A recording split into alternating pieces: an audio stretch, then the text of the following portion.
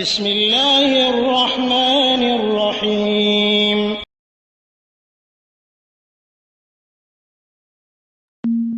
ওয়ালাইকুম আসসালাম ওয়া রাহমাতুল্লাহি ওয়া বারাকাতুহু। যে সৌদি আরব থেকে মুখলেস ভাই জানতে চেয়েছেন যে আমাদের দেশে বলা হয় কাবলাল জুমা বাদাল জুমা, সুন্নাতে যে বিষয়টা বলা হয় এটা সত্য কি বা না, বা সহিহ হাদিস আছে কিনা।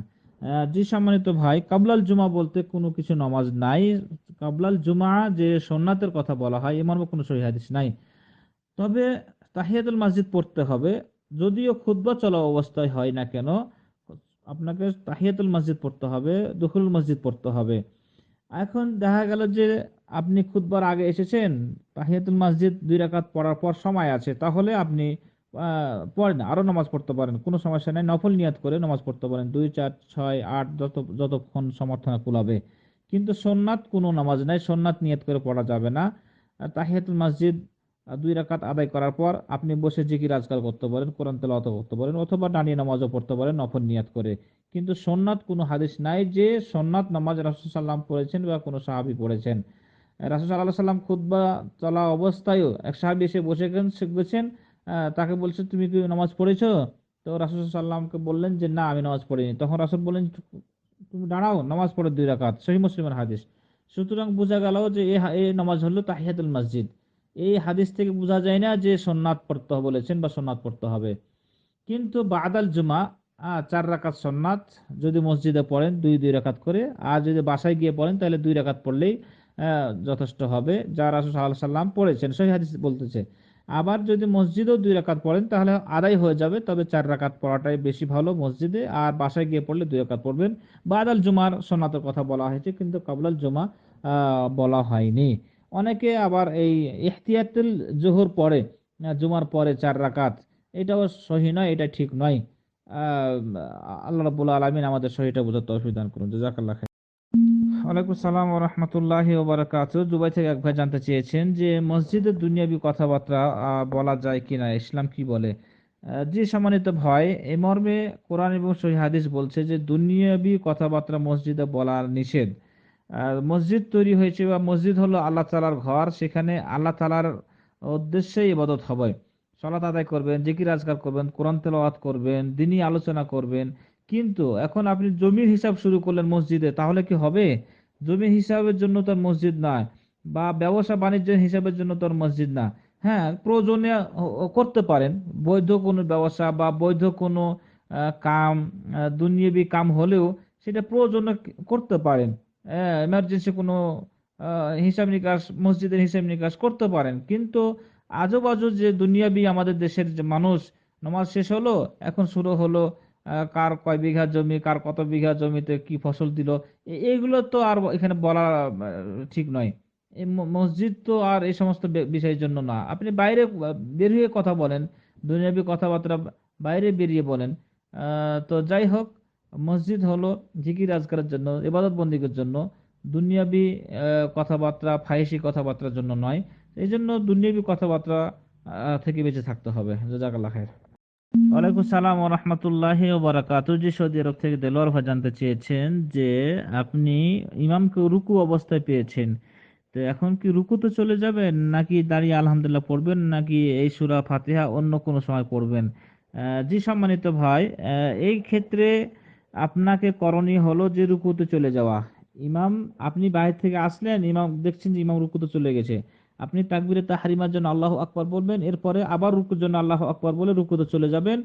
রুকু দোয়া পড়বেন ইমামের সাথে, রুকু করলেন, রুকুতে দাঁড়িয়ে গেলেন, এরপরে সিধা চলে গেলেন, এই রাকাত আপনার জন্য হয়ে গেল। এর জন্য আপনাকে সূরা ফাতিহা আর পড়তে হবে না, পরেও পড়তে হবে না। সূরা ফাতিহা হলো ওই ব্যক্তির জন্য যে আগে থেকে মসজিদে আছে, আগে থেকে ইমামকে পেয়েছে সম্পূর্ণ, সেই ব্যক্তিকে সূরা ফাতিহা পড়তে হবে। কিন্তু আপনি যেহেতু পরে এসেছেন, ইমামকে প্রথম থেকে পাননি, সেই জন্য আপনার জন্য সূরা ফাতিহা পড়া জরুরি নয়।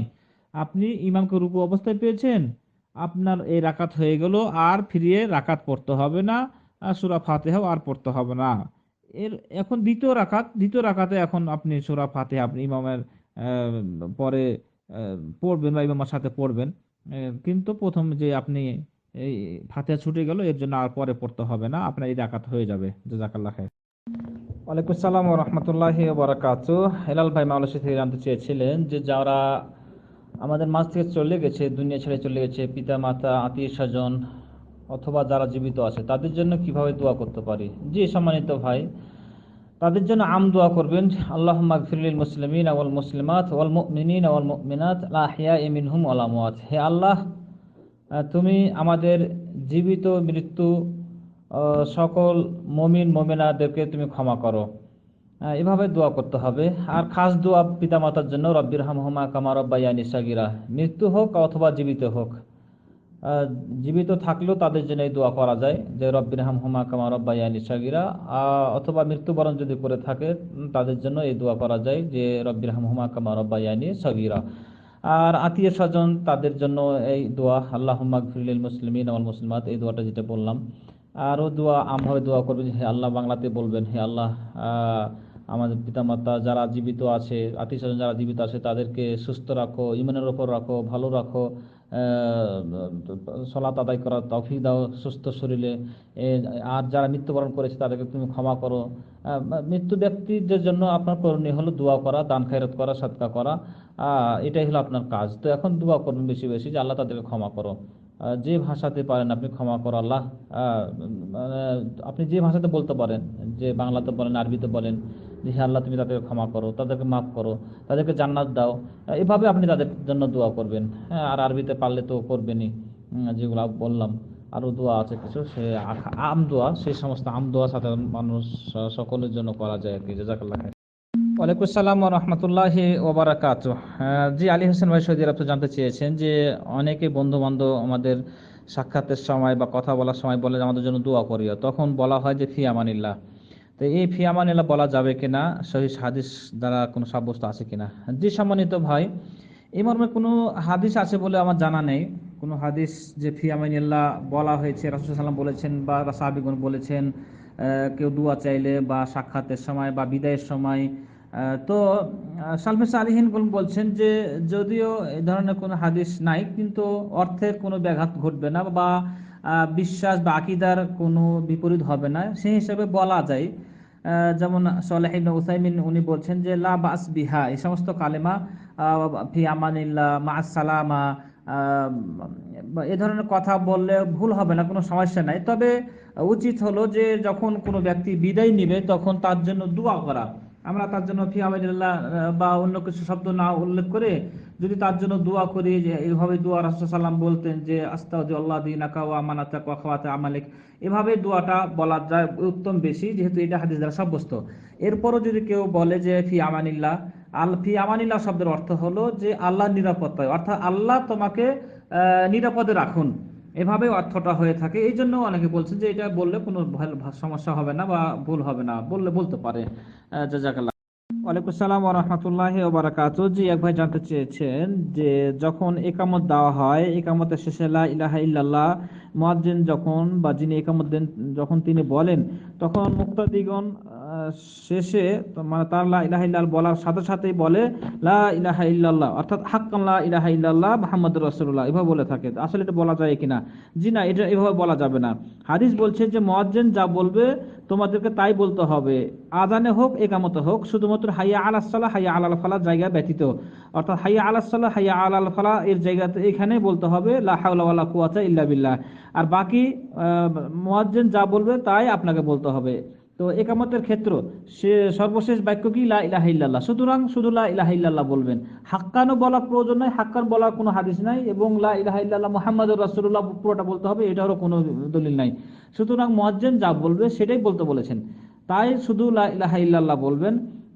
আর অনেকে আছে দেখা যায় যে লা ইলাহা ইল্লাল্লাহ সর্বশেষ বাক্যর আগে যে শব্দগুলো আছে সেগুলোর কোনো উত্তর দিচ্ছে না, শুধুমাত্র শেষেরটা দিচ্ছে, এটাও ঠিক না। মানে প্রথম থেকে আপনাকে জবাব দিয়ে আসতে হবে, আর সর্বশেষে শুধু লা ইলাহা ইল্লাল্লাহ বলবেন। মুয়াজ্জিন যা বলবে আপনিও তাই বলবেন, এর অতিরিক্ত বলা ঠিক নয়। জাযাকাল্লাহ খাইর। আসসালামু ওয়া রাহমাতুল্লাহি ওয়া বারাকাতুহু। জি, দুবাই থেকে এক ভাই জানতে চেয়েছেন যে ব্যাংকে যে টাকা রাখা হয়, সে ব্যাংক থেকে অতিরিক্ত যে টাকাটা দেয় এটা কি সুদ হবে? আর যদি সুদ হয় তাহলে সে টাকা কি করতে পারি? জি সম্মানিত ভাই, অতিরিক্ত যে টাকা দেওয়া হয় ব্যাংক থেকে সে টাকাটা সুদ। এর আগে আমাদের আলোচনা আছে যে লাভ্যাংশ যেটা দিবে আপনার মূল টাকার থেকে অতিরিক্ত টাকা দিবে সেটা সুদ অবশ্যই হারাম, এটা নেওয়া যাবে না। আর ইসলামী ব্যাংকের বিষয়েও যেটা বলবো, যেখানে আমার জানা মতে যে দুইটা পদ্ধতি আছে, একটা হলো ডিপিএস লাভ্যাংশ, একটা ডিপিএস লাভ্যাংশ ছাড়া। আপনি টাকা জমা রাখতে পারেন, কোনো সমস্যা নেই, আপনি লাভ নেবেন না, আপনি টাকা জমা রাখেন না। যদি জমা রাখতে না চান তাহলে আপনি ব্যবসাতে কাজে লাগান। আপনি এটাও যদি না চান যে টাকা সব খামাখা ফেলে ফেলে রাখবো ব্যাংকে, টাকাটা কোনো ফায়দা হচ্ছে না, তাহলে আপনি ব্যবসার কাজে লাগান, ব্যাংকে রাখবেন কেন? কোনো ইনভেস্ট করেন, ব্যবসাতে কাজে লাগান, কাউকে দেন ব্যবসার জন্য শর্ত সাপেক্ষে। সুতরাং অনেক পথ আছে, হালাল উপার্জন করার অনেক পথ আছে। সুতরাং আমরা হারামে যাব না, হালালটাই উপার্জন করার চেষ্টা করব। তাই ডাচ বাংলা হোক, ইসলামী ব্যাংক হোক, আর যে ব্যাংক হোক না কেন, যদি লাভ্যাংশ আপনাকে দেয় সেটা সুদ, এটা নেওয়া যাবে না, এটা হারাম। আল্লাহ রাব্বুল আলামিন আমাদের সবাইকে সুদ বা সকল প্রকার হারাম থেকে বেঁচে থাকা তৌফিক দান করুন। আপনি এমন একটা কাজ করতে পারেন যে ব্যাংকে রাখলেন কিন্তু সুদ নিলেন না বা লাভ্যাংশ নিলেন না, ডিপিএস এর পদ্ধতি আছে, সেটা আপনি গ্রহণ করতে পারেন। অথবা আপনার টাকা ব্যবসাতে কাজে লাগাতে পারেন, হালাল ব্যবসা। আল্লাহ রাব্বুল আলামিন আমাদের সবাইকে তৌফিক দান করুন। জাযাকাল্লাহু খাইর। ওয়ালাইকুম আসসালাম ওয়া রাহমাতুল্লাহি ওয়া বারাকাতুহু। জি, মুখলিসুর ভাই সৌদি আরব রিয়াদ থেকে একটা প্রশ্ন করেছিলেন, কিন্তু আপনার প্রশ্নটা ক্লিয়ার না। প্রশ্ন ক্লিয়ার বা বুঝিয়ে বলবেন, তাতে হোক গোপনীয় বিষয় হলো, আপনাকে দিন শেখার জন্য খোলামেলা বলতে হবে। না হলে তো প্রশ্ন বুঝলাম না, আন্দাজে একটা বললাম বুঝবো আর একটা বলে দিব, তাহলে তো উত্তর ক্লিয়ার হবে না। সুতরাং প্রশ্নটা আবার পরিষ্কার করে করুন। জাযাকাল্লাহু খাইর। ওয়ালাইকুম আসসালাম ওয়া রাহমাতুল্লাহি ওয়া বারাকাতুহু। জি, সৌরভ ভাই জানতে চেয়েছেন যে তাহিয়াতুল মসজিদ কি শুধু জুমা মসজিদে পড়তে হবে, নাকি ছোট ছোট যে মসজিদ বা বাঁচা জাতীয় সিস্টেমের যে ছোট মসজিদ করে বা করা হয়েছে, সে সমস্ত মসজিদেও প্রবেশ করলে যদি বসি তাহলে সেখানে কি তাহিয়াতুল মসজিদ পড়তে হবে, নাকি বড় মসজিদেই পড়তে হবে? জি সম্মানিত ভাই, যদি সেটা মসজিদ হয় আর সেখানে 5 ওয়াক্ত নামাজ হয় তাহলে সেটা মসজিদ। মসজিদ হলো সিজদা করার জায়গা, যেখানে সিজদা করা হয় আল্লাহ তাআলাকে, সেটাই হলো মসজিদ। সুতরাং ছোট হোক, বড় হোক, আর মাচা হোক, আর যেই হোক না কেন, যদি সেখানে নামাজ পড়া হয়, 5 ওয়াক্ত নামাজ হয়, তাহলে সেটা মসজিদের হুকুম, আর সেখানে তাহিয়াতুল মসজিদ পড়তে হবে। শুধু যে জুমা মসজিদে বা বড় মসজিদে পড়তে হবে এমনটি নয়। ছোট মসজিদ মসজিদ হলেও সেখানে নামাজ পড়তে হবে তাহিয়াতুল মসজিদ। যদি আপনি সেখানে বসতে চান, কোরআন পড়তে চান, তাহলে 2 রাকাত সালাত আদায় করবেন, তারপরে আপনি বসবেন, তারপরে কোরআন তেলাওয়াত করবেন। ছোট মসজিদ তাই আপনাকে বা এটাকে দুর্বল ভাবা অথবা এটাকে হেয় প্রতিপন্ন করা না। যেখানে 5 ওয়াক্ত নামাজ হয়, হোক ওয়াক্তিয়া মসজিদ হোক ছোট মসজিদ, সেখানেও তাহিয়াতুল মসজিদ পড়তে হবে। জাযাকাল্লাহু খাইর। আসসালামু রহমতুল্লাহি ওয়া বারাকাতুহু। দুবাই শারজা থেকে সাইফুল্লাহ ভাই জানতে চেয়েছেন যে বাচ্চা ভূমিষ্ঠ হওয়ার পর যে কানে আজান দেওয়া হয় বা অথবা ইকামত দেওয়া হয়, এই মর্মে কোনো সহিহ হাদিস আছে কিনা? জি সম্মানিত ভাই, এই মর্মে যে হাদিসটি আছে, হাদিসটি জয়ীফ হাদিস। ইমাম আলবানী হাদিসটি প্রথমে হাসান বলেছিলেন, কিন্তু পরে ওনার এই মত থেকে ফিরে গিয়ে হাদিসটি জয়ীফ বলেছেন। ইমাম তিরমিজি হাদিসটি হাসান বলেছেন যে রাসূল সাল্লাল্লাহু আলাইহি ওয়াসাল্লাম হাসানের কানে আজান দিয়েছিলেন। যখন হাসান রাদিয়াল্লাহু তাআলা আনহু ভূমিষ্ঠ হলেন, তখন রাসূল সাল্লাল্লাহু আলাইহি ওয়াসাল্লাম তার কানে আজান দিয়েছিলেন। এই মর্মে যে হাদিসটি তিরমিজিতে এসেছে, হাদিসটি ইমাম তিরমিজি হাসান বলছেন, কিন্তু অন্যান্য ইমামগণ এটাকে জয়ীফ বলছেন। ইমাম আলবানী, ইবনে উসাইমিন, আরো বহুত আলেমগণ এটা জয়ীফ বলছেন, যে এটা জয়ীফ হাদিস। তো অনেকে বলছে যে যদি আজান দেয় এই হাদিসকে কেন্দ্র করে, তাহলে আজান দিতে পারে, কিন্তু এটা দলিল হিসেবে গ্রহণ করা যাবে না যে এটা হাদিসে আছে। আর ইকামতের বিষয়ে যে হাদিসটি, এটা একেবারে দুর্বল, এটা গ্রহণযোগ্য নয়। শুধু আজানের ক্ষেত্রে কথাটা বলা হয়েছে যে আজান, যে আন্নান নবী সাল্লাল্লাহু আলাইহি ওয়াসাল্লাম আযানা ফি উযুনিল হাসান, হাসান রাদিয়াল্লাহু আনহু কানে আজান দিয়েছেন। তো এইটা জয়ীফ হাদিস, সহিহ হাদিস না। গ্রহণযোগ্য হাদিস কি না আমার জানা নেই, তবে অনেকে জয়ীফ বলতেছেন। এই মর্মে কোনো সহিহ হাদিস আছে বলে আমার জানা নাই যে আজান এবং ইকামত দিতে হবে বাচ্চা ভূমিষ্ঠ হলে। আল্লাহু আলাম। তবে কেউ যদি দেয়, শুধু আজান দিলে পাশে আজান দিবে, শুধুমাত্র আজান দিবে হালকা আওয়াজে। অনেকে বলছে যে এটা প্রথমে কালেমা শাহাদাত অর্থাৎ আল্লাহ তাআলার যে তাওহীদি বাণী, সেটা তার কারণে মানে ঢুকিয়ে দেওয়া হলো। এই মর্মে যদি কেউ পাশে আজান দেয় তাহলে দিতে পারে। তো হাদিস যেগুলো আছে সবগুলো জয়ীফ হাদিস। আল্লাহু আলাম। জাযাকাল্লাহ।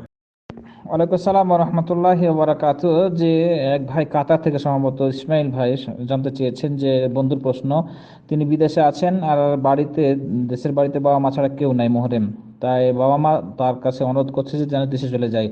আর দেশে গেলে তা হারাম খেতে হইতে পারে, তার বাবা যে চাকরি করে সেখানে হারামের কিছু লেশ আছে, বা পর্দা নাই, বা ইসলামের তেমন একটা শক্তিশালী কোনো আমল নাই।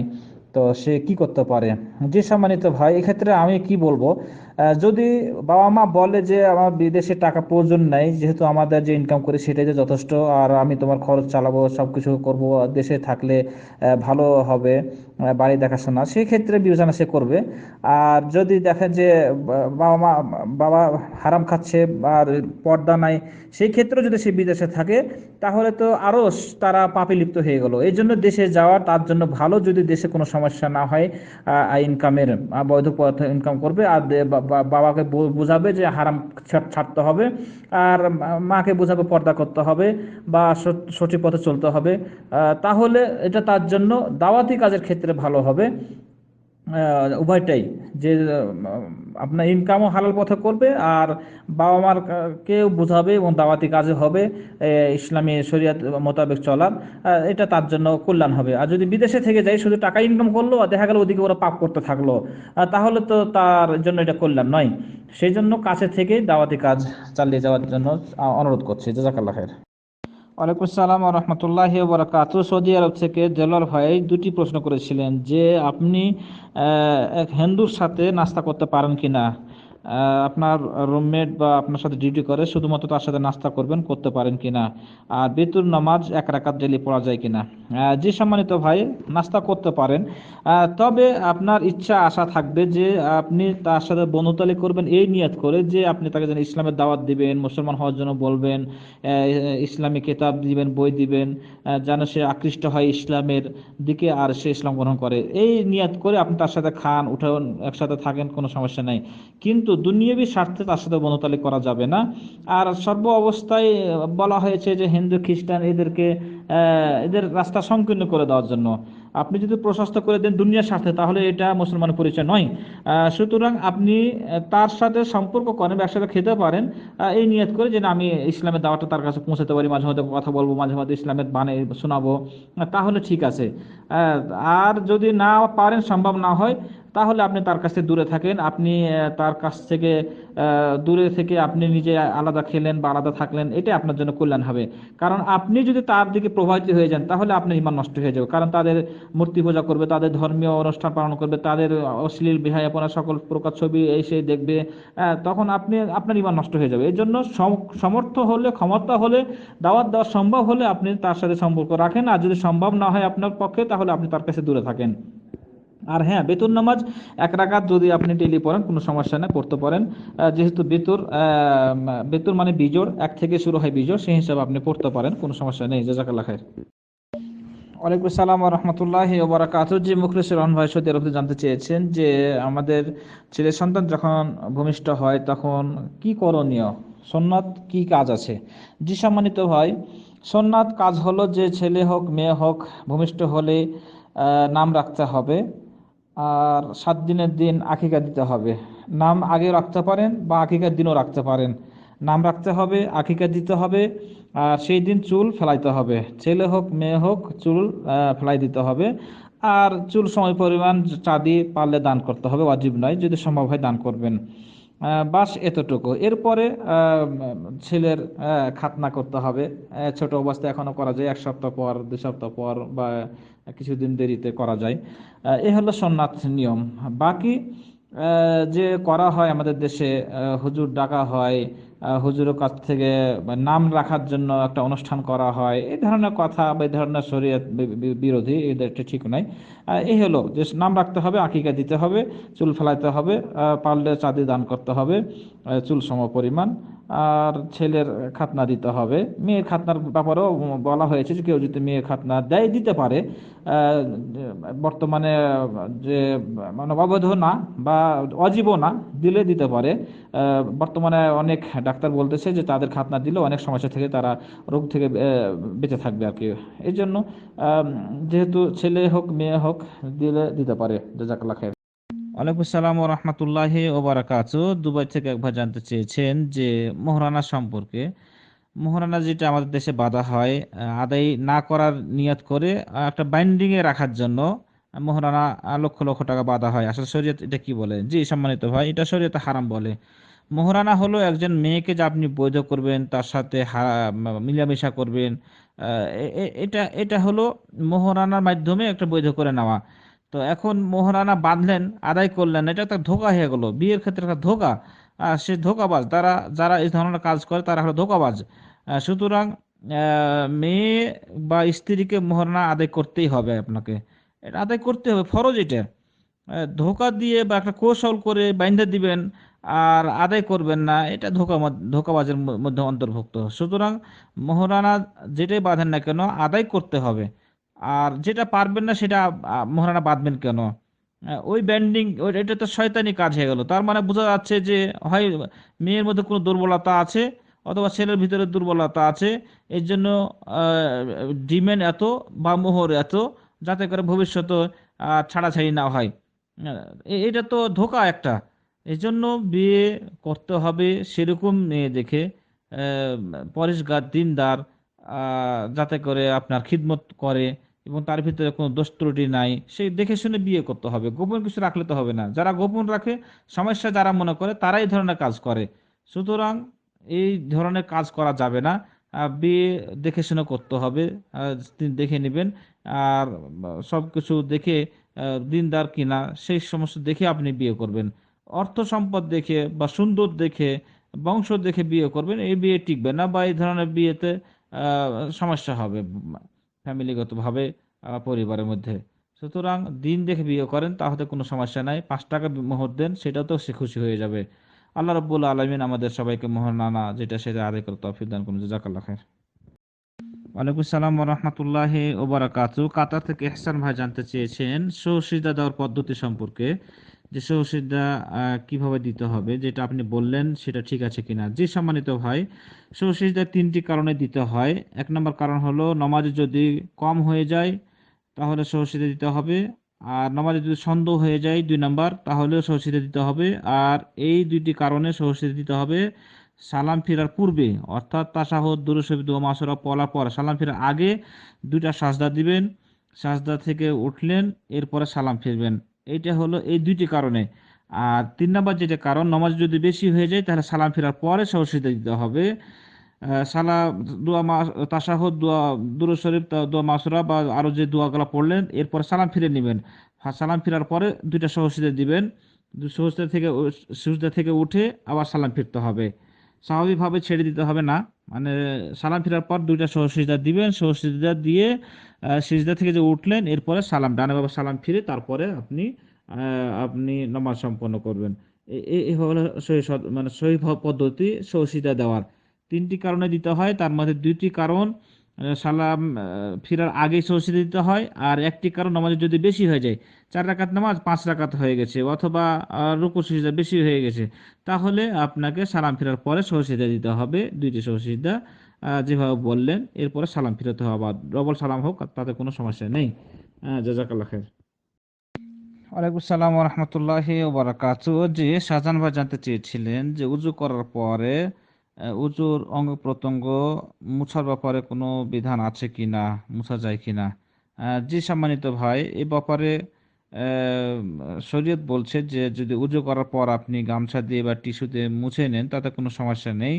এ ব্যাপারে আলেমগণ বলছেন, যেমন ইবনে কুদামাহ তার মুগনি গ্রন্থে 1 নম্বর খণ্ডের 195 পৃষ্ঠা, তিনি এ ব্যাপারে ফতোয়া দিয়েছেন যে কোনো সমস্যা নেই। এরপরে সালেহ হুসাইমিন তার মাজমুয়া ফতোয়া 11 নম্বর খণ্ড 95 পৃষ্ঠাতে তিনি বলছেন যে তাতে কোনো সমস্যা নেই, মুছতে পারে। আলিমগণ ব্যাপারে বলছেন যে জায়েজ আছে। উজু করার পর যদি কেউ মুছে নেয়, হাত মুখ মুছে নেয়, তাতে কোনো সমস্যা নেই, উজু কোনো ক্ষতি হবে না, মুছতে পারে। জাযাকাল্লাহ খাইর। হ্যাঁ, জি আলী ভাই সৌদি আরব থেকে জানতে চেয়েছিলেন এক বন্ধুর বা আব্দুল আউয়াল ভাইয়ের প্রশ্ন, যে উনি মাদ্রাসাতে কাজ করেন, আর সেখানে গরু ছাগল বা উট দুম্বা সেখানে পালা হয়, আর সেখানে নামাজ পড়া যায় কিনা। সেখানে গরু ছাগলের প্রস্রাব পায়খানা আশেপাশে থাকে, তো সেই স্থানে নামাজ পড়া হবে কিনা, সেগুলো পাক না না পাক। জি সম্মানিত ভাই, মাকুলুল লাহাম অর্থাৎ যে সমস্ত জন্তুর গোস্ত খাওয়া হয়, সে সমস্ত প্রস্রাব পায়খানা হালাল। যেমন উট, গরু, ছাগল, দুম্বা বা যে সমস্ত পাখি খাওয়ানো হয়, মুরগি বা পাখি জাতীয় কিছু যেগুলো খাওয়া হালাল, সেগুলোর পায়খানা পোশাকও হালাল। সুতরাং আহ, গরু, ছাগল বা দুম্বা, এই সমস্ত জায়গাতে যদি কেউ নামাজ পড়ে, তাহলে নামাজ হবে, তাতে কোনো সমস্যা নেই। তবে চেষ্টা করতে হবে, যদি সাইডে কোনো ভালো পরিষ্কার করে নামাজ জায়গা নামাজ পড়া, তাহলে বেশি ভালো হবে। এরপরও যদি সেই কোন সমস্ত জায়গা ভালো জায়গা, ময়লা ছাড়া জায়গা না পাওয়া যায়, আহ, গরু বা ছাগলের প্রসাব বা পায়খানা আছে, সেখানেও নামাজ হবে, কোনো সমস্যা নাই। এটা যেহেতু রাসূলুল্লাহ সাল্লাল্লাহু আলাইহি সাল্লাম মারাবিজুল গানাম, অর্থাৎ ছাগল বেঁধে রাখার জায়গাতেও নামাজ পড়েছেন। আর রাসূল সাল্লাল্লাহু আলাইহি সাল্লামের জামানায় মদিনাতে এক দল এসেছিল, তাদেরকে অসুস্থ হওয়ার কারণে উটের প্রসাব বা দুধ পান করতে বলেছিলেন, সুস্থ হওয়ার জন্য, সুস্থ হয়েছিলেন। তাহলে যদি অপবিত্র হতো তাহলে পান করতে বলতেন না। সেই হিসাবে বলা যায় যে এগুলা পবিত্র। নামাজ যদি, কাপড় যদি লেগে যায় প্রসাব বা পায়খানা গরু ছাগলের, তাহলেও কোনো সমস্যা নেই, ধুয়ে নিয়ে নামাজ পড়ে নেবে। আহ, বা না ধুলেও নামাজ হয়ে যাবে। সেগুলো পবিত্র। আল্লাহু আলাম, জাযাকাল্লাহ খায়ের। ওয়ালাইকুম আসসালাম ওয়া রাহমাতুল্লাহি ওয়া বারাকাতুহু। জি, দুবাই থেকে একবার জানতে চেয়েছেন যে সূর্য ওঠার পর যে নামাজ পড়তে হয়, সে নামাজ পড়ার সময় কতক্ষণ থাকে? আর মসজিদে বসে থেকেই সূর্য ওঠার পর পড়তে হবে, নাকি মসজিদ থেকে বেরিয়ে গিয়েও পরে পড়া যায়? জি সম্মানিত ভাই, এটার সময়, এটাকে আসলে সলাতুদ দুহা বলা হয় বা ইশরাক বলা হয় বা আওয়াবিনও বলা হয়। এটার সময় মোটামুটি সূর্য ওঠার পর থেকে মোটামুটি আধা ঘন্টা বা 15-20 মিনিট পর থেকে শুরু হয়। এরপরে আপনার মোটামুটি সূর্য উপরে ওঠা পর্যন্ত নামাজের টাইম চলতে থাকে। তো এটা এই জন্য সলাতুদ দুহা বলা হয়, যে মোটামুটি সূর্য একটু গরম হলেই সেই সময় তো নামাজ পড়তে হবে। এর জন্য নির্ধারিত নির্ধারিত বা নাই এরকম যে এই 1 ঘন্টা কি 5 ঘন্টা এরকম পড়বেন। যেমন সলাতুল জোহর বা আসর সময় নির্ধারিত, যে জোহর এই সময় শুরু হয়, আসর এই সময় শুরু হয়, এভাবে সলাতুল জুহা অনুরূপ সূর্য একটু উপরে উঠলেই, একটু গরম হলে শুরু হবে। এরপরে আপনার মোটামুটি আধা ঘন্টা 1 ঘন্টা টাইম এরকম থাকে, আপনি এই সময়টা পড়তে পারেন। আর একটি বিষয় যেটা জানতে চেয়েছিলেন যে আহ, সেটা মসজিদে থেকেই সূর্য ওঠার পর পড়তে হবে নাকি বাহির থেকেও পড়া যায়? জি, এটা সমস্যা নাই। এটা যারা বলছে যে মসজিদেই থাকতে হবে এরপরে পড়তে হবে, এই কথাটা ঠিক নয়। তবে একটা বিশেষ সওয়াব আছে, যারা মসজিদে ফরজ আদায় করার পর যারা মসজিদে অবস্থান করে, সূর্য ওঠার পরে এই সালাত আদায় করে, তাদের জন্য একটা বিশেষ ফজিলত আছে। তাই বলে যে মসজিদ থেকে বেরিয়ে যাওয়ার পর পরে আবার পড়া যাবে না, এটা কথা ঠিক নয়। সেও পড়তে পারে, সে পরে মসজিদে গিয়েও পড়তে পারে। যে ফজরের নামাজ পড়া বেরিয়ে গেছে, এরপরে সূর্য উদিত হয়েছে, সূর্য ওঠার পর চারটার টাইমে মসজিদে গিয়ে আবার এই চারটা সালাত আদায় করেছে, এটাও করতে পারে। এর সব আছে অবশ্যই, ইনশাআল্লাহ এটাও এর সব পেয়ে যাবে। জাযাকাল্লাহ খায়ের।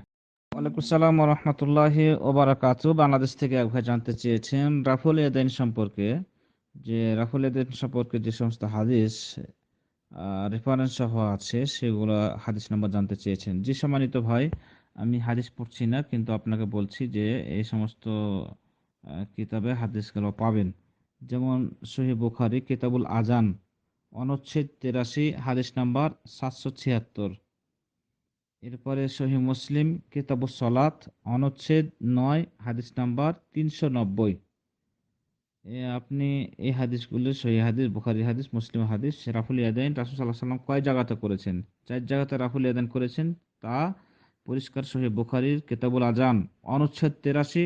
বাংলা যে সমস্ত হাদিস বের হয়েছে বুখারী মুসলিমের, সেই বাংলাগুলো আপনি মিলাই দেখবেন। কিতাবুল আজান, অনুচ্ছেদ 83, হাদিস নাম্বার 736। সহিহ মুসলিম কিতাবুস সালাত, অনুচ্ছেদ 9, হাদিস নাম্বার 390। এরপরও আরো বিস্তারিত জানার জন্য ইমাম বুখারীর একটি কিতাব জুজউর রাফুল ইয়াদাইন, রাফুল ইয়াদাইন সম্পর্কে তিনি একটি আলাদা কিতাবী গ্রন্থ উল্লেখ করেছেন বা লিখেছেন। আর সেটা বাংলাতেও অনুবাদ হয়েছে। তাওহীদ প্রকাশনীতে আপনি এই বাংলা এটা পাবেন। ইমাম বুখারীর জুজুল রাফুল ইয়াদাইন, রাফুল ইয়াদাইন হাত উত্তোলন সম্পর্কে, রাফুল ইয়াদাইন সম্পর্কে এটা বাংলাতে বের হয়েছে। এরপরে সহিহ বুখারী হাদিস নাম্বার 735, ইসলামিক ফাউন্ডেশন থেকে যেটা বুখারী বের করেছে, এভাবে আপনি হাদিসগুলো মিলাই দেখেন, ইনশাআল্লাহ পেয়ে যাবেন। ইমাম বাইহাকী হাদিস গালা নিয়ে এসেছেন তার 2 নম্বর খণ্ডের 68 পৃষ্ঠাতে, যে রাফুল ইয়াদাইন কোন কোন সময়তে করতে হবে। জাযাকাল্লাহ খায়ের। ওয়ালাইকুম সালাম ওয়া রাহমাতুল্লাহি ওয়া বারাকাতুহু। জি ইহসান ভাই আমরা সম্ভবত কাতার থেকে জানতে চেয়েছেন যে সহিহ সিজদার বিষয়ে যে কথাগুলো বলেছি সেগুলো দলিল চেয়েছেন। জি, দলিল হলো আপনি বুখারী বাংলা দেখবেন, কিতাবুল আজান, সহিহ বুখারী কিতাবুল আজান, অনুচ্ছেদ 69 হাদিস নাম্বার 714। এরপরে আসেন, সালাতে যদি বেশি হয়ে যায় তাহলে সালাম ফিরার পরে সরাসরি দিতে হবে। এটা হলো সহিহ বুখারী কিতাবুস সাহু, অনুচ্ছেদ 2 হাদিস নাম্বার 1226। সহিহ মুসলিম কিতাবুল মাসাজিদ, অনুচ্ছেদ 19 হাদিস নাম্বার হাদিস হলো 572। এরপরে নামাজে যদি সন্দেহ হয়ে যায় তাহলে সালাম ফেরার পূর্বে দুটি সহযোগিতা দিতে হবে। এটি পাবেন সহিহ মুসলিম কিতাবুল মাসাজিদ, অনুচ্ছেদ 19 হাদিস নাম্বার 571। আবু দাউদ কিতাবুস সালাত, অনুচ্ছেদ 197 হাদিস নাম্বার 1024। এরপরে নামাজে যদি নামাজের মধ্যে কম হয়ে যায় বা বৈঠক ছুটে যায়, অজিব ছুটে যায়, তাহলে সালাম ফেরার পূর্বে সহযোগিতা দিতে হবে দুইটি। এটি পাবেন সহিহ বুখারী কিতাবুস সাহু হাদিস নাম্বার 1224, সুনান আবু দাউদ কিতাবুস সালাত, অনুচ্ছেদ 200 হাদিস নাম্বার 1034। আপনি হাদিসগুলো দেখেন তাহলে আপনি পেয়ে যাবেন।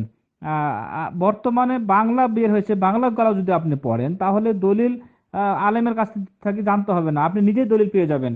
আমি যে কথাগুলো বললাম, তাওহীদ পাবলিকেশন অথবা তাওহীদ প্রকাশনী যে হাদিসগুলো ছাপাইছে সেগুলো আপনি হাদিস নাম্বার মিলাই দেখেন, ইনশাল্লাহ পেয়ে যাবেন। জাযাকাল্লাহ খায়ের।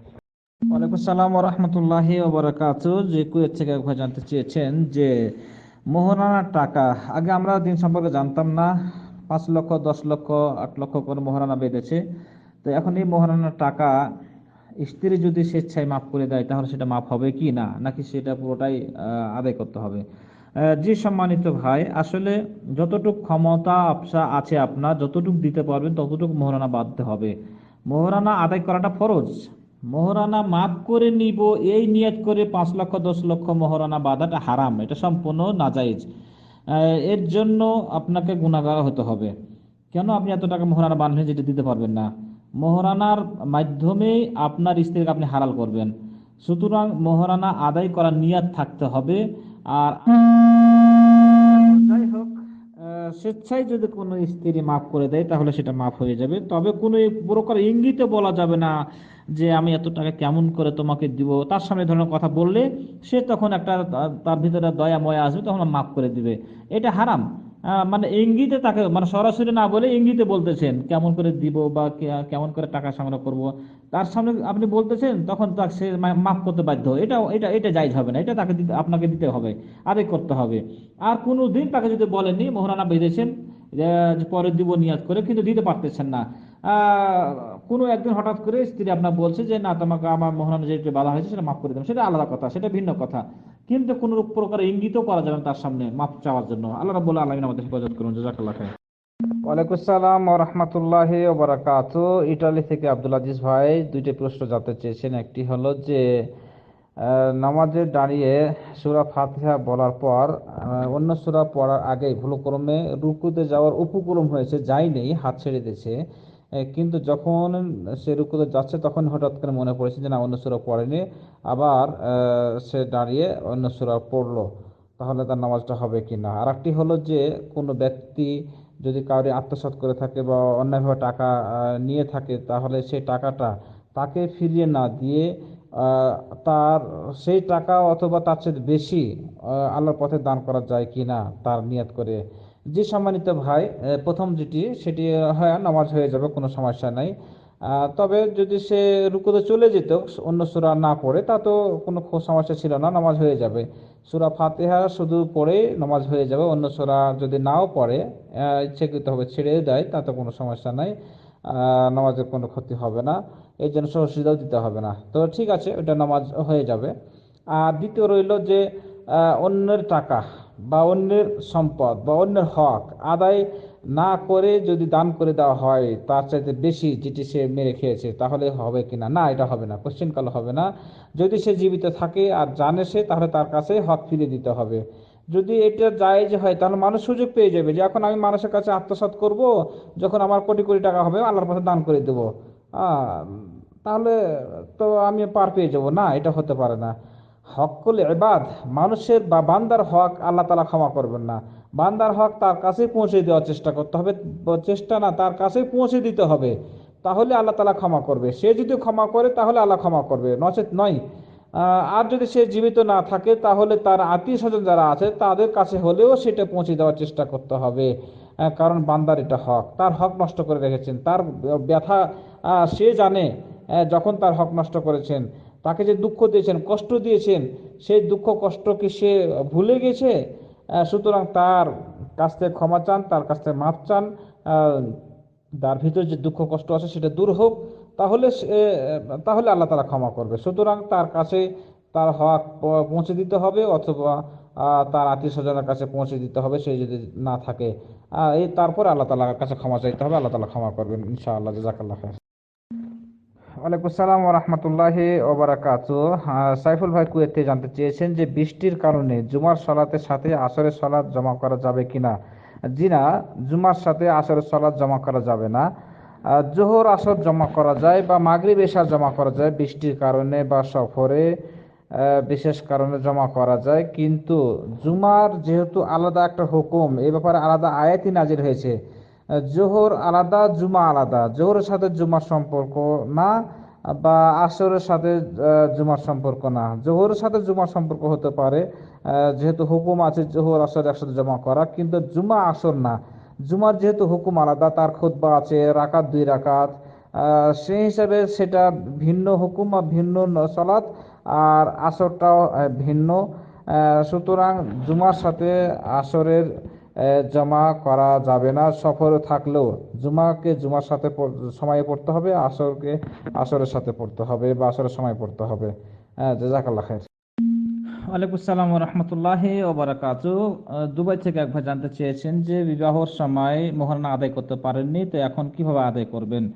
আমাদের দেশে অনেক মোহরানা বাঁধা হয় কিন্তু দেওয়া হয় না, তো এখন কিভাবে দিবেন। জি সম্মানিত ভাই, মোহরানা আদায় করা ফরজ, সুন্নাত নফল বা ওয়াজিব নয়, ফরজ। মোহরানা আপনাকে আদায় করতেই হবে। মোহরানার মাধ্যমে আপনি স্ত্রীকে হালাল করবেন, সুতরাং মোহরানা আদায় করতে হবে। তাতে যখনই হোক আপনি এই মোহরটা এখন দিয়ে দিবেন, যে মোহর বাঁধা হয়েছে সেই মোহর আপনাকে এখন দিয়ে দিতে হবে। তো আমাদের দেশে যেভাবে মোহর বাঁধা হয় এটা আসলে ঠিক নয়। নিয়াত থাকে যে আদায় করব না, এই নিয়াত করে বাঁধে, এটা সম্পূর্ণ হারাম। আল্লাহ না করুক যদি এই অবস্থায় সে মারা যায় মোহরানা আদায় না করে, তাহলে তার শাস্তি হবে, কারণ এটা ফরজ সে আদায় করেনি, ফরজ সে ত্যাগ করেছে। তাই এখন যে মোহরানাটা আপনার বাধা হয়েছিল সেই মোহরানাটা আপনি আদায় করে দেন। এরপরে স্বেচ্ছায় যদি সে দেয় তাহলে সেটা ভিন্ন কথা, কিন্তু আপনাকে চাওয়া যাবে না যে আপনি মোহরানা মাফ করে দেন বা দিয়ে দাও, এটা করা যাবে না। আপনার যেটা বাধা হয়েছে সেটা সম্পূর্ণ আপনাকে আদায় করতে হবে, দিতেই হবে। জাযাকাল্লাহ খাইর। ওয়ালাইকুম আসসালাম ওয়া রাহমাতুল্লাহি ওয়া বারাকাতুহু। বাংলাদেশ থেকে ভাই জানতে চেয়েছেন যে এখন এক শ্রেণীর মানুষকে দেখা যায় সূরা ফাতিহার শেষে গায়রুল মাগদুবি আলাইহিম ওয়ালাদ-দাল্লিন বলে, কিন্তু আমরা জানি যে ওয়ালাদ-দাল্লিন পড়তে হয়।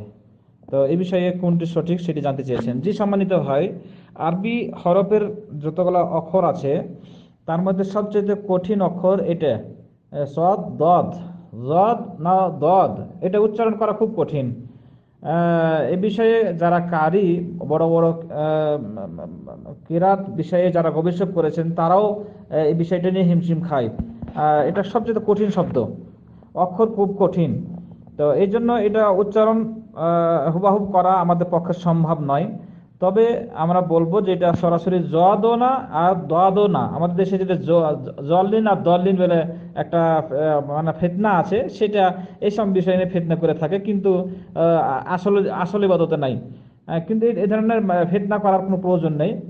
আপনি চেষ্টা করেন উচ্চারণ করার, যেভাবে মাখরা যেটাকে বলা হয় অক্ষর উচ্চারণ করার স্থান, তো দদ শব্দটা অক্ষরটা যেখান থেকে উচ্চারণ হবে চেষ্টা করেন, বিভিন্ন কিরাতের বই আছে সেখানে দেখেন যে কোন জায়গা থেকে উচ্চারণ হবে, সেই জায়গা থেকে চেষ্টা করেন।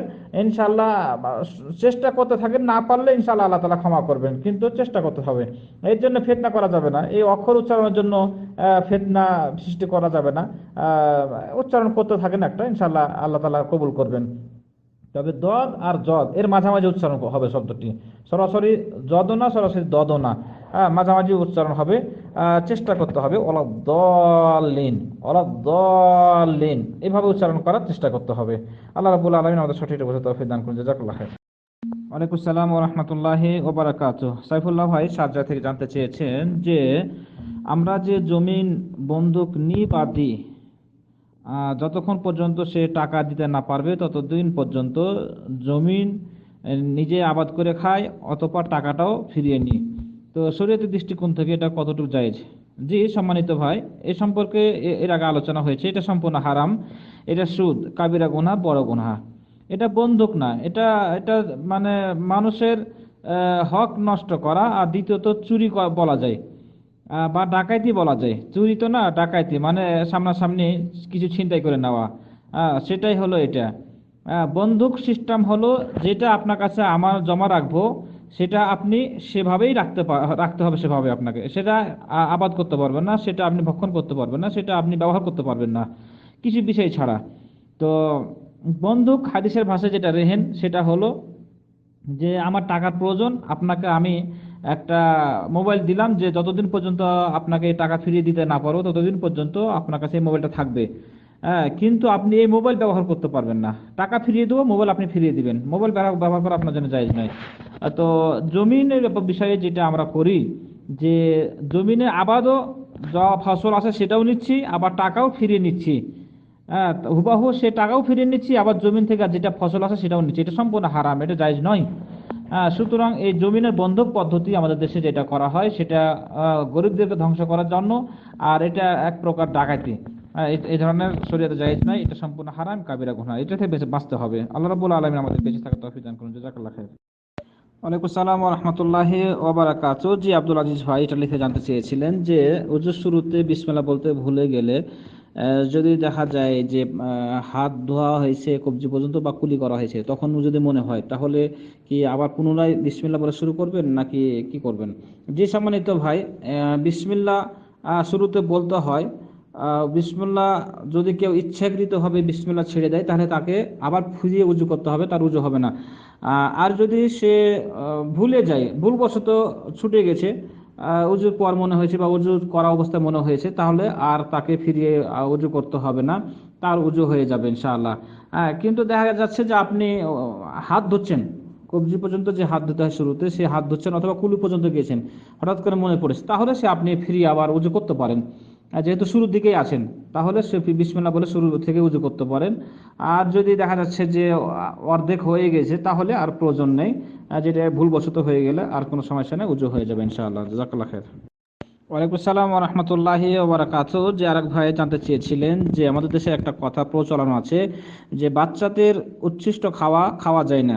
বাচ্চারা যে খাওয়াটা খায় সেটা যদি অতিরিক্ত হয়ে যায়, সেটা নাকি বড় মানুষ কেউ খেতে পারবে না, অথবা বাচ্চাদের নিয়ত করে কিছু খাবার নিয়ে আসলে সেই খাওয়াটা যদি বেঁচে দেয়, তাহলে বড় মানুষ কেউ খেতে পারবে না। এই ধরনের একটা কথা প্রচলন আছে, শরীয়ত কি বলে? যে শরীয়ত এই ধরনের কথা বিশ্বাস করে না। এটা একটা খোরাফাত বা কুসংস্কার, এটা একটা ধর্মীয় কুসংস্কার। এ ধরনের কেউ যে আকীদা বিশ্বাস করে, তাহলে এটা একটা শিরকের পর্যায়ে চলে যাবে। সুতরাং এ ধরনের কথা ইসলামে নাই যে বাচ্চাদের উচ্ছিষ্ট খাওয়া বা অতিরিক্ত খাওয়াটা খাওয়া যাবে না, এটা ভুয়া কথা। এ ধরনের কথা বিশ্বাস করতে হবে না। জাযাকাল্লাহু খাইর।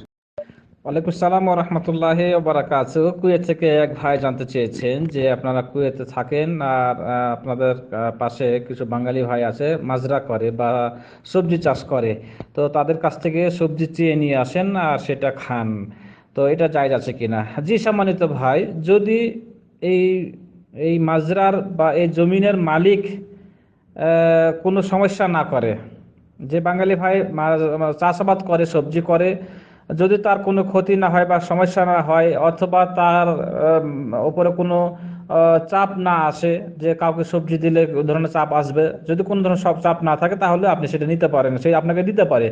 আর যদি কড়াভাবে শাসন থাকে যে কাউকে দেওয়া যাবে না আমার অনুমতি ছাড়া, তাহলে আপনাকে সে চুরি করে দিতে পারে না। আর যদি সে, যে বাঙালি এটা করে, সে যদি সম্পূর্ণ হয়, সে চাষাবাদ করে, সেটা কাকে দিবে না দিবে সেটা তার ব্যক্তিগত ব্যাপার, তাহলে কোনো সমস্যা নেই, আপনি তার কাছ থেকে নিয়ে আসলেন, খেলেন, হ্যাঁ, তাতে কোনো সমস্যা নেই ইনশাআল্লাহ। জাজাকাল্লাহ খায়ের। ওয়ালাইকুম আসসালাম ওয়া রাহমাতুল্লাহি ওয়া বারাকাতুহু। জি, আব্দুল আজিজ ভাই এটাতে জানতে চেয়েছিলেন যে গান বাজনা তো হারাম, কিন্তু ইসলামী কোনো গান বা সঙ্গীতের সাথে যদি বাদ্যযন্ত্র থাকে বা মিউজিক থাকে সেটা শোনা যাবে কিনা।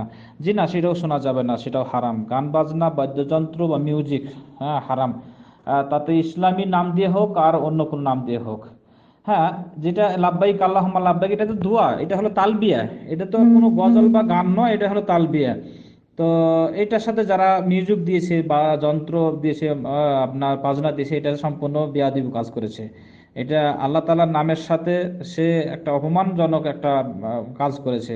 সুতরাং এটা কাজ করা ঠিক হয়নি, আর এই ধরনের কিছু শোনা যাবে না। যেটা বাজনা নাই, ইসলামী সঙ্গীত বা হামদ নাথ, যেগুলো শিরক বিদআত মুক্ত, কোনো বাজনা নাই, মিউজিক নাই, সেগুলো আপনি শুনতে পারেন। তারপরে অনেকে বলছেন তারপরে এগুলো শোনা ঠিক নয়, কারণ এগুলো শুনতে গেলে মানুষকে কোরআন থেকে দূরে সরে দেয়, দূরে সরে যায়, কোরআন শুনে না। সুতরাং এটা থেকে বিরত থাকার চেষ্টা করতে হবে।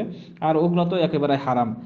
ইসলামী যেগুলো সেগুলোর ব্যাপারেও অনেকে বলেছেন, আলেম ওলামা বলেছেন যে এটাও ঠিক নয়। তাহলে ওগুলো কিভাবে সম্ভব হতে পারে? সুতরাং ইসলামী নাম দিয়ে মিউজিক বা গান বা বাজনা দেওয়া এটা সম্পূর্ণ হারাম, এটা শোনা যাবে না। জাযাকাল্লাহ খায়ের। ওয়ালাইকুম আসসালাম ওয়া রাহমাতুল্লাহি ওয়া বারাকাতুহু। কুয়েত থেকে এক ভাই জানতে চেয়েছেন যে কত টাকার মালিক হলে হজ ফরজ। জি সম্মানিত ভাই, এরকম কোনো টাকার নির্ধারিত নাই বা নির্দিষ্ট করা নাই যে এত টাকা থাকলে হজ করতে হবে। ক্ষমতা থাকলে হজ করতে হবে। হজের যে সমস্ত শর্ত তার মধ্যে হলো যে ক্ষমতা থাকতে হবে, আর্থিক ক্ষমতা, সফরের ক্ষমতা, শারীরিক ক্ষমতা। এই সমস্ত ক্ষমতা যদি আপনার থাকে তাহলে আপনার জন্য হজ ফরজ। অর্থাৎ আপনার বাড়িতে বা ফ্যামিলিতে যারা আছেন তাদের খরচ রাখার পর, অর্থাৎ আপনি যে সফরে 2 মাস বা 1 মাস সফরে থাকবেন, এই সফরে থাকা অবস্থায় আপনার বাড়িতে যেন খরচ, ওই পরিমাণ খরচ থাকে যে পরিমাণ খরচ আপনার বাড়িতে চলতে পারবে, কোনো সমস্যা হবে না। এরপরে যে টাকা থাকবে, যে অবস্থা আছে আপনার, সেই টাকা দিয়ে বা সেই অর্থ দিয়ে আপনি হজ করতে আসবেন। এখন দেখা গেল কোনো টাকা নাই, আপনার ব্যাংকে কোনো টাকা নেই, আপনার কাছে টাকা নাই, কিন্তু জমি তো আছে। হ্যাঁ, জমি থাকলে জমি বিক্রি করে হলেও আসতে হবে। 5 বিঘা 10 বিঘা জমি আছে, সেখান থেকে খেতে পারবেন, আবার অতিরিক্ত জমি বিক্রি করে হজও করতে পারবেন। তাও হজ করতে হবে। আমাদের দেশে অনেক আছে যে মানে 50 বিঘা 100 বিঘা জমি আছে কিন্তু টাকা নাই, তখন তাদের একটা বাহানা যে আমার তো কোনো টাকা নাই, আমার তাহলে হজ ফরজ হয়নি। না, এটা ভুয়া কথা। জমি তো আপনার আছে, আপনি তো জমির মালিক। তো সুতরাং জমি বিক্রি করে হলেও হজ করতে হবে। তাই হজ মানে রাস্তা খরচ আপনার, মানে হজের যে 1 মাস বা 1.5 মাস থাকবেন, এই খরচ, থাকা খাওয়া বিমান ভাড়া সব কিছু খরচ, সে অতিরিক্ত কিছু আছে বাসার জন্য, আপনার বাড়ির জন্য, হ্যাঁ, তাহলে আপনার জন্য হজ ফরজ, হজ করতে হবে। তাই হজ ফরজ হয়ে গেলে, টাকা পয়সা হলে দেরি করতে হবে না। আল্লাহ রাব্বুল আলামিন তৌফিক দান করুন। জাযাকাল্লাহ খায়ের। ওয়ালাইকুম আসসালাম ওয়া রাহমাতুল্লাহি ওয়া বারাকাতুহু। জি, সৌদি আরব থেকে ভাই জানতে চেয়েছেন যে এক বন্ধুর প্রশ্ন, তিনি ডিউটি থেকে এসেছেন, ডিউটি থেকে এসে নাস্তা করেছেন, নাস্তা করে হালকা ঘুমিয়ে গেছেন, বসে বসে ঘুমিয়ে গেছেন। তো ঘুমন্ত অবস্থায় তার স্বপ্নদোষ হয়ে গেছে। তো এখন কি তাকে গোসল করতে হবে নাকি উজু করে সে নামাজ পড়তে পারবে? জি না, তাকে গোসল করতে হবে। যেহেতু ঘুমন্ত অবস্থায় তার স্বপ্নদোষ হয়েছে, এই কারণে তাকে গোসল করতে হবে, এটা ফরজ গোসল। গোসল করে তাকে নামাজ পড়তে হবে। এই ক্ষেত্রে উজু করলে হবে না। উজু করলে কখন, যেটাকে আহ, আহ, মাজি বলা হয় বা ওয়াদি বলা হয়। মাজি হলো যেটা এমনিতেই বের হয়, আপনি স্ত্রীর সাথে কথা বলতেছেন, একটু হালকা এমনি পানি পাতলা যেটা বের হয় সেটা মাজি। আর ওয়াদি যেটা, সেটা হলো প্রসাবের আগে বা পরে যেটা সাদা বের বের হয়, সেটা ওয়াদি। সেটার জন্য গোসল ফরজ না। কিন্তু যেটা মানি, গাঢ় হয়ে ঘুমন্ত অবস্থায় স্বপ্নদোষের মাধ্যমে এবং স্ত্রীর সহবাসের মাধ্যমে যেটা বের হয়, সেটার জন্য আপনাকে গোসল করতে হবে। তাতে শুয়ে ঘুমান অথবা বসে ঘুমান অথবা যেভাবে ঘুমান না কেন, ঘুমানোর পর দেখছেন যে আপনার স্বপ্নদোষ হয়েছে, তাহলে আপনাকে গোসল করতে হবে। গোসল ছাড়া নামাজ হবে না। গোসল অবশ্যই করা লাগবে। জাযাকাল্লাহ খায়ের।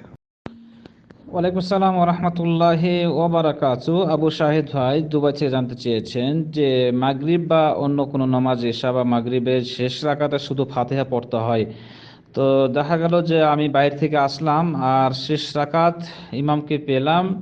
এখন ইমামের সাথে আমিও সূরা ফাতিহা শুরু করেছি, কিন্তু আমার শেষ করার আগেই ইমাম রুকুতে চলে গেছে। তাহলে এই ক্ষেত্রে কি করব?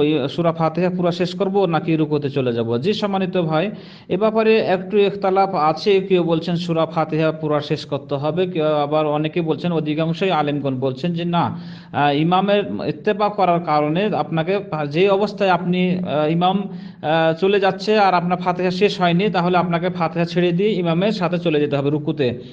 আর এটাই হলো গ্রহণযোগ্য মত, বা এটাই হলো এটাই করতে হবে আপনাকে। যদি দেখছেন যে ইমাম রুকুতে চলে যাচ্ছে আর আপনার ফাতিহা সূরা শেষ হয়নি, অর্ধেকে বাকি আছে, তাহলে ইমামের সাথে আপনি ইমামের পরে আপনি রুকুতে চলে যান। আর যদি দেখছেন যে ইমাম রুকুতে যাচ্ছে আর আপনার ফাতিহা প্রায় শেষের পথে, এক দুই আয়াত আছে, ইমাম রুকুতে চলে গেছে, তাহলে আপনি দ্রুত শেষ করে নেন, তারপর রুকুতে যান। ইমাম যদি রুকু থেকে না উঠে আর সম্ভাবনা থাকে, তাহলে শেষ করেন, তারপর রুকুতে চলে যান। আর যদি দেখছেন যে না, আমি সূরা ফাতিহা শেষ করতে গেলে ইমাম রুকু থেকে উঠে যাবে, তাহলে আপনি রুকুতে চলে যান। আগে ফাতিহা যেটুক পড়েছেন সেটুকু থেকে ছেড়ে দিয়ে আপনি রুকুতে চলে যান, ইমামের সাথে রুকু করেন। এটাই হলো গ্রহণযোগ্য মত। আল্লাহু আলাম, জাযাকাল্লাহ খাইর। ওয়ালাইকুম আসসালাম ওয়া রাহমাতুল্লাহি ওয়া বারাকাতুহু। বাংলাদেশ থেকে এক ভাই জানতে চেয়েছেন যে শিশু জন্মগ্রহণের পূর্বে কি কিছু শুনতে পায়? যদি শুনতে পায় তবে তার জন্মের কত মাস আগে? জি সম্মানিত ভাই, এ ব্যাপারে কোরআন হাদিস থেকে কোনো দলিল আমার জানা নেই, তবে ডাক্তারগণ বলছেন, যারা শিশু বিশেষজ্ঞ বা বিভিন্ন ডাক্তারগণ কাছ থেকে যেটা আমরা পেয়েছি বা জানতে পারি, তারা বলছেন মোটামুটি বাচ্চা 6 মাসের পর, বাচ্চা পেটে আসার 6 মাস পর মোটামুটি তারা বাইরের আওয়াজ শুনতে পায়, অনুধাবন করতে পারে। কিন্তু সেখানে তো তাদের হিতাহিত জ্ঞান নাই। হ্যাঁ, মোটামুটি যে কিছু আওয়াজ হলো, একটা আওয়াজ, জোরে আওয়াজ, চিৎকার আওয়াজ বা বিভিন্ন শব্দ, সেটা তার কানে যায়। তো এই শব্দটা তাকে প্রভাবিত করে, অর্থাৎ তারা প্রভাবিত হয়। এই জন্য বলা হয়েছে যে বেশি বেশি কোরআন তেলাওয়াত করা বা ভালো ইবাদত বন্দেগী বা দোয়া জিকির আজকার, এগুলো করলে সেটাও সে প্রভাবিত হবে। এবং বাচ্চা ভূমিষ্ঠ হওয়ার পরও এটা যেন চালিয়ে যেতে থাকে বা চালিয়ে যায়, তার সামনে বা তার পাশে কোরআন তেলাওয়াত জিকির আজকার, দোয়া দরুদ যেগুলো আছে সেগুলো, এটাতে সে ছোট থেকেই আস্তে আস্তে প্রভাবিত হবে, বড় হলেও সে এটার উপরে থাকবে। আর যদি গানের উপরে অভ্যস্ত হয়, যাদের পেটের বাচ্চা 6 মাস পর বাচ্চা বড় হয়েছে পেটে, গানে অভ্যস্ত, গান শুনে, বাজনা শুনে, সেভাবেই তার ছেলে সন্তানগুলা গড়ে উঠবে। এই জন্য তারা বলছেন যে 6 মাস পর মোটামুটি তার আওয়াজটা শুনতে পায় বা বুঝতে পারে, অনুধাবন করতে পারে। আর এই ধরনের কথা বলা হয়েছে আর কি। আল্লাহু আলাম, জাযাকাল্লাহ খাইর। ওয়ালাইকুম সালাম ওয়া রাহমাতুল্লাহি ওয়া বারাকাতুহু। সৌদি আরব থেকে আবু আসাদুল্লাহ ভাই, আপনি আমাকে মুফতি বলছেন কেন? আমি তো মুফতি না, মুফতি হওয়ার যোগ্য রাখি না, মুফতি তো হওয়া দূরের কথা, ছাত্র হওয়ার যোগ্য রাখি না মুফতিদের। আল্লাহ রাব্বুল আলামিন তৌফিক দান করুক, শিক্ষা অর্জন করতেছি, শিক্ষা অর্জন করছি, কিন্তু মুফতি মুফতি কথাটা বলা ঠিক হবে না। আপনি ভাই বলতে পারেন বা শেখ বলতে পারেন, মুফতি না। আল্লাহ রাব্বুল আলামিন আমাদের সবাইকে সঠিকটা বুঝতে তৌফিক দান করুন। জাযাকাল্লাহ খাইর। ওয়ালাইকুম সালাম ওয়া রাহমাতুল্লাহি ওয়া বারাকাতুহু। জি, দুবাই থেকে এক ভাই জানতে চেয়েছেন জোহর আর আসরের সময় নাইট ডিউটি করার কারণে জোহর পড়েন 3টায় আর আসর পড়েন মাগরিবের আধা ঘন্টা বা 15-20 মিনিট আগে, এটা হবে কিনা? না, এটা হবে না। এটা ডেইলি হবে না, নিয়মিত হবে না, মাঝে মধ্যে হবে, হতে পারে, কারণবশত হতে পারে, কিন্তু নিয়মিত এটা অভ্যাস করা যাবে না। আপনি ডিউটির জন্য, দুনিয়ার জন্য ত্যাগ স্বীকার করতে পারছেন, কিন্তু পরকালের জন্য, কবরের জন্য একটু ত্যাগ স্বীকার করবেন না? আল্লাহ রাব্বুল আলামিন বলছেন, ইন্না সালাতা কানাত আলাল মুমিনিনা কিতাবান মাওকুতা। নির্দিষ্ট সময়ে মুসলমানদের উপর নামাজ ফরজ করা হয়েছে, মুমিনদের উপর নামাজ ফরজ করা হয়েছে নির্দিষ্ট সময়ে। এটা ফরজ, নির্দিষ্ট সময়ে। এরপরে আপনার কারণবশত নির্দিষ্ট সময় পার হয়ে গেল, তখন নফলের মধ্যে অন্তর্ভুক্ত হলেন। নির্দিষ্ট সময়ে যে সবটা পেতেন সেটা পাবেন না। রাসূল সাল্লাল্লাহু আলাইহি সাল্লামকে জিজ্ঞাসা করা হয়েছিল যে কোন কোন আমলটি বেশি উত্তম, তিনি বলেছিলেন as-salatu li awwal waqtiha, প্রথম ওয়াক্তে, প্রথম সময়ে নামাজ পড়া বেশি উত্তম বা উত্তম কাজ বা ভালো কাজ। সুতরাং জোহর তো আর 3টার সময় হয় না, 12:30। সাধারণত আমাদের যারা আরব দেশে এগুলোতে আছে 12:30, 12:15 বা মধ্যে 1:45 এরকম টাইমে জোহর হয়ে যায়। আপনি নামাজটা পড়েন, তারপর আবার ঘুমিয়ে যান, আবার আসরের টাইমে উঠেন, কিন্তু নিয়মিত এই অভ্যাস করা যাবে না। আল্লাহ রাব্বুল আলামিন আমাদের নামাজের যত্নবান হওয়ার তৌফিক দান করুন। জাযাকাল্লাহ খাইর। ওয়ালাইকুম আসসালাম ওয়া রাহমাতুল্লাহি ওয়া বারাকাতুহু। বাংলাদেশ থেকে এক ভাই জানতে চেয়েছেন যে বেদাতির সাথে আমরা কেমন আচরণ করব। জি, বেদাতিদের সাথে ভালো আচরণ করবেন, খারাপ আচরণ নয়। তারা যেভাবে কটাক্ষ করে বা বিভিন্ন মন্তব্য করে, তাদের উত্তম মাধ্যমে উত্তর দিবেন বা জবাব দিবেন। আল্লাহ রাব্বুল আলামিন বলছেন ইদফা বিল্লাতি হিয়া আহসান। কোনো বেদাতিকে বা কোনো বেধর্মীকে বা কাউকে উত্তম মাধ্যমে তার প্রতি উত্তর দাও, উত্তমভাবে তার উত্তর দাও। সে যেটা করে তার চাইতে আক্রোশমূলক নয়। সুতরাং তাদের সাথে আচরণ ভালো করতে হবে, দাওয়াত দিতে হবে, দাওয়াত পৌঁছাইতে হবে, হিকমত অবলম্বন করে দাওয়াত দিতে হবে। তাদের সাথে খারাপ আচরণ করা যাবে না। সে যদি কটু মন্তব্য করে, খারাপ মন্তব্য করে, খারাপ আচরণ করে, তাহলে আপনি তার সাথে ভালো আচরণ করেন, দাওয়াত দেন বিভিন্নভাবে। ইনশাআল্লাহ আল্লাহ তাআলা তাকে হেদায়েত দান করবেন। জাযাকাল্লাহ খাইর। ওয়ালাইকুম আসসালাম ওয়া রাহমাতুল্লাহি ওয়া বারাকাতুহু। জি, সাইফুল্লাহ ভাই দুবাই থেকে জানতে চেয়েছেন যে ফুফাতো ভাইয়ের মেয়েকে বিবাহ করা যাবে কিনা। হ্যাঁ, যাবে। ফুফাতো ভাই, চাচাতো ভাই, মামাতো ভাইয়ের মেয়েদেরকে বিবাহ করতে পারবেন, কোনো সমস্যা নেই। কোরআনে যে সমস্ত ব্যক্তিদের বিবাহ করা নিষেধ আছে তার মধ্যে এটা পড়ে না। নিজের ভাইয়ের মেয়েকে বা নিজের বোনের মেয়েকে বা তার নিজের স্তরে যত আছে সেগুলো নিষেধ, কিন্তু চাচাতোর যেগুলো চলে গেল সেগুলোর ব্যাপারে নিষেধ নেই, সেগুলো বিবাহ করতে পারবেন। জাযাকাল্লাহ খাইর। ওয়ালাইকুম সালাম ওয়া রাহমাতুল্লাহি ওয়া বারাকাতুহু। জি ভাই, বাংলাদেশ থেকে জিয়া ভাই সম্ভবত। শাইখ শব্দের অর্থ হলো জুনাব, শাইখ শব্দের অর্থ হলো হযরত, শাইখ শব্দের অর্থ হলো সম্মানিত। যেটা জুনাব সেটাই শাইখ, একই কথা। বাংলাতে জুনাব বলা হয় আর আরবিতে শাইখ বলা হয়। শাইখ আরো অর্থ হয়, শাইখ বয়স্ক মানুষকে শাইখ বলা হয়। আর অন্যদিকে শাইখ মানে একজন সম্মানিত ব্যক্তি বা একজন সম্মানিত আলেম, এই ধরনের অর্থ হয় আর কি। জাযাকাল্লাহ খাইর।